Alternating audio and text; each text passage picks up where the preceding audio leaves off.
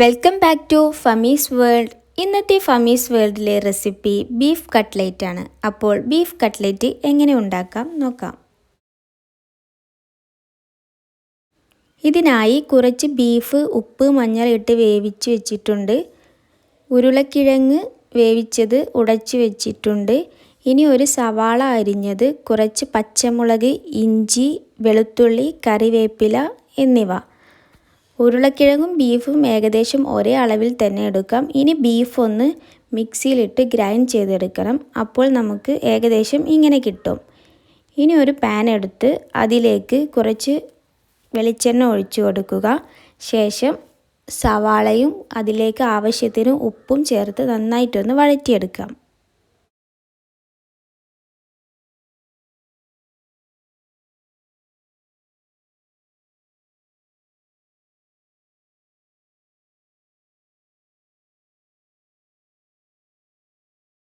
സവാള ഏകദേശം റെഡി ആയിട്ടുണ്ട്. ഇനി ഇതിലേക്ക് വെളുത്തുള്ളി, പച്ചമുളക്, ഇഞ്ചി, കറിവേപ്പില എന്നിവ കൂടെ ചേർത്ത് നന്നായിട്ടൊന്ന് വഴറ്റിയെടുക്കാം.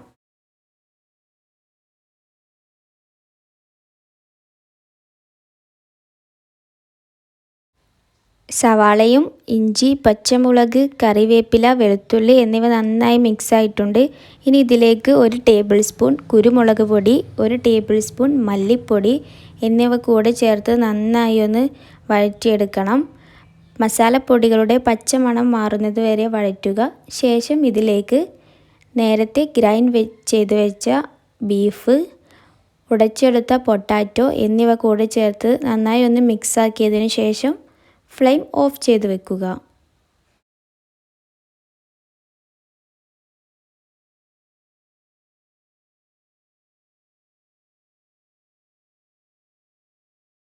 ഇനി ഇതിലേക്ക് കുറച്ച് ബ്രെഡ് ക്രംസ്, ഒരു മുട്ട ബീറ്റ് ചെയ്തത്, മുട്ടയ്ക്ക് പകരം നിങ്ങൾക്ക് ഏത് മാവ് വേണമെങ്കിലും കുറച്ച് ലൂസാക്കിയിട്ട് എടുത്താൽ മതി.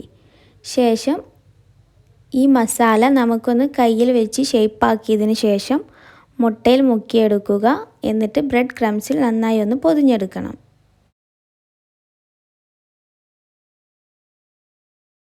ബ്രെഡ് ക്രംസിൽ ഇതുപോലെ പൊതിഞ്ഞെടുക്കുക. അങ്ങനെ ഓരോന്നായി ചെയ്തെടുക്കാം. അപ്പോൾ എല്ലാതും ഇവിടെ റെഡി ആയിട്ടുണ്ട്. ഇനി ഓയിൽ ചൂടായി വരുമ്പോൾ കട്ട്ലേറ്റ് ഒന്ന് ഫ്രൈ ചെയ്തെടുക്കണം. ഓയിൽ നല്ല ഹൈ ഫ്ലെയിമിൽ വെച്ചതിന് ശേഷം മീഡിയം ഫ്ലെയിമിൽ വേണം കട്ട്ലേറ്റ് ഫ്രൈ ചെയ്തെടുക്കാനായിട്ട്.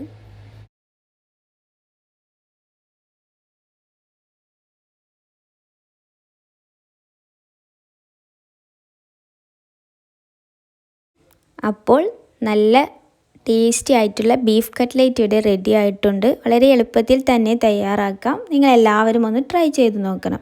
നിങ്ങൾക്ക് ഈ വീഡിയോ ഇഷ്ടമായെങ്കിൽ ഫമീസ് വേൾഡ് സബ്സ്ക്രൈബ് ചെയ്യാനും ലൈക്ക് ചെയ്യാനും ഷെയർ ചെയ്യാനും മറക്കരുത്. താങ്ക്